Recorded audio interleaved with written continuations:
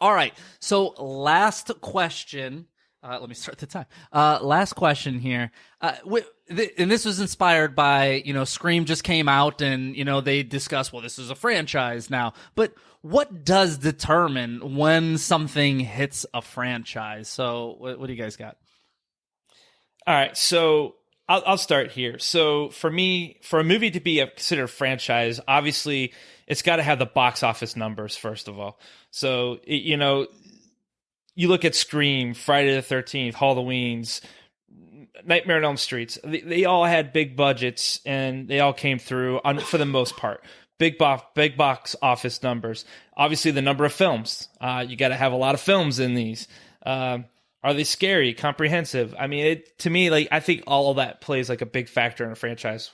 What about you, Kirk? So that was very vague, and we couldn't even nail it down. So I'll give you an exact answer.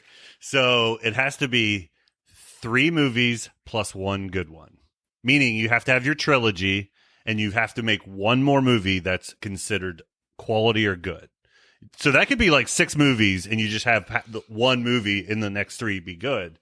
But it's the trilogy. If you just have 3, it's a trilogy. If you have 2, it's 1, obviously. 3 plus 1 good movie on top of the trilogy. So, Kirk, let me just ask this, just another question in there. So let's say something had 5 movies, but they're all bad. It wouldn't be a franchise. But if the 6th one comes out and it's good, it becomes that's one. That's why it made no sense to me. It could. It could. So if there's a lot of what do we consider good? There's the other definition. So Jason kind of brought it up, was money. So if they're making money, 3 trilogy. So to make a trilogy, it had to have made money. No one's going to agree like a trilogy of movies unless it makes money. So once those 3 makes money and you're profitable on a 4th movie, and I don't mean like a little bit, like you make a lot of money on a 4th movie, you have a franchise on your hand that you can go on multiple angles. But you see, I disagree, though, too. I mean, I agree, and I agree to disagree. See, for me, if you have 5 films or less, I truly don't think that could be 100% considered a full franchise. It could be like a small franchise. I think you have to get to some of these films There's that so have few multiple. of them that are that high, though. There's so few of them. I mean, Evil Dead just got to 5, right? Is that a franchise? Right, and no, it's a small franchise.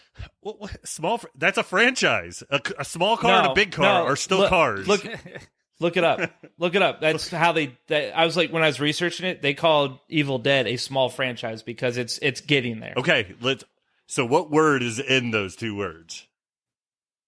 It's not a franchise yet. Just tell me, what are the 2 words you were saying? It's a small franchise. Okay, now eliminate the first one. It's a small. Your order of operations is pretty pathetic. It is a franchise. I like. And there's some argument to have with Evil Dead because of timelines and types of movies, comedy to. So that one is a little tricky, but I think it's 3 plus 1. I just want to get my 2 cents in on this, even though the horn has sounded. And that is, I think once a movie, whether they're good or bad, once it hits 3, it's a franchise. That's a trilogy. And I also think if there's 2 really good ones, and maybe then it can be looked at, for instance, Terrifier. Is that a small franchise? Terrifier. Is Terrifier a franchise? I think it is. But there's All Hallows Eve. All Hallows Eve gives you a little bit out there, but I think Terrifier is definitely a franchise now. But I think once a movie hits 3, I take it this way: there's a franchise called the Evil Bong series.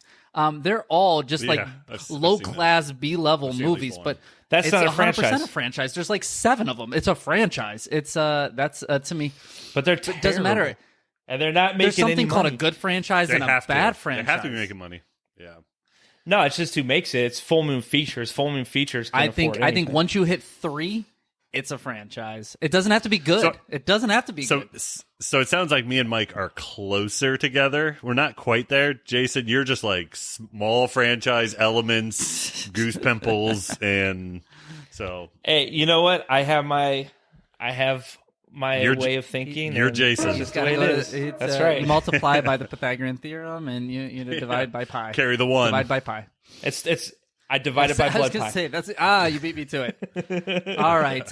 Well, that concludes another edition of Pardon the Tear, which now